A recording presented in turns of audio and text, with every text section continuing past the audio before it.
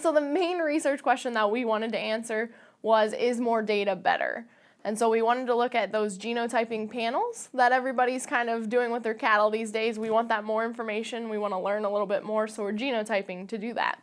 But we really wanted to know is, the cheaper panel, so if we use 50,000 markers or 10,000 markers, is that getting us just as much information as a panel that has 250,000 or 777,000 markers? And so that's the main question we wanted to look into. And then we also wanted to look at mislabeling. So then what would that cause? Would that cause issues in the research that we're doing with those genotyping panels? We had about, how many? Like 745 steers from a particular commercial Angus herd. And so we looked at their harvest dates and records from 2008 to 2012.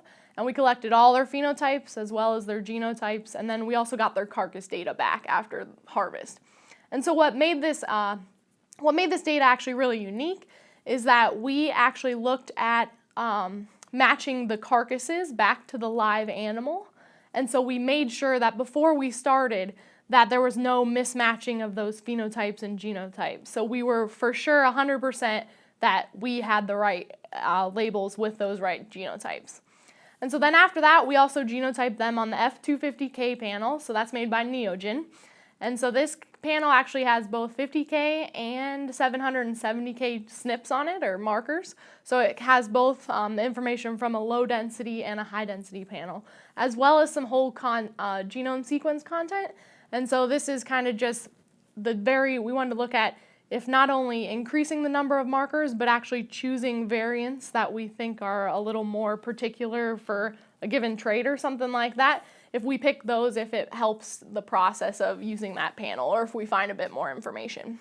And so at the end, if we look at all this, the results we had and everything, so for the most part, we found that there's a lot of re-ranking. So essentially the different 1 megabase windows that we had on these different panels were very different when we looked at a panel that was on the F250K comparative to the low density panel that we had. And so that's just telling us that the information that we're finding off of these different panels is not the same. And so we're not really getting the same information as well as the same results from those different panels. So maybe actually buying a higher level panel or using that F250K panel is a bit better.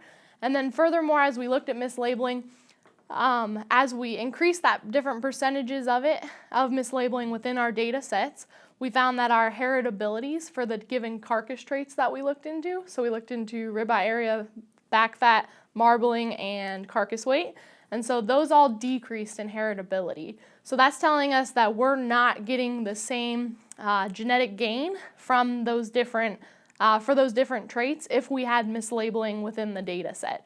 So we super want to make sure that we're double checking our research, double checking the data sets for mislabeling, and making sure we figure that out before we start doing research on it.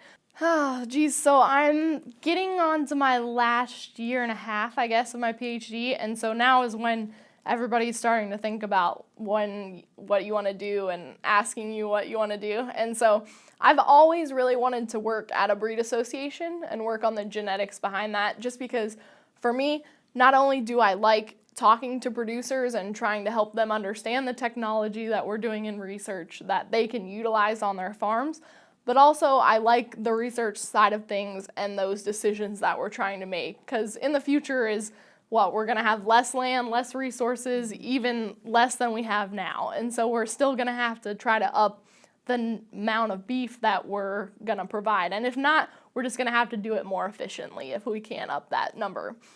And so for me, I think I would be best in a breed association trying to do that. But if not, I guess maybe more on just a genetic side of things.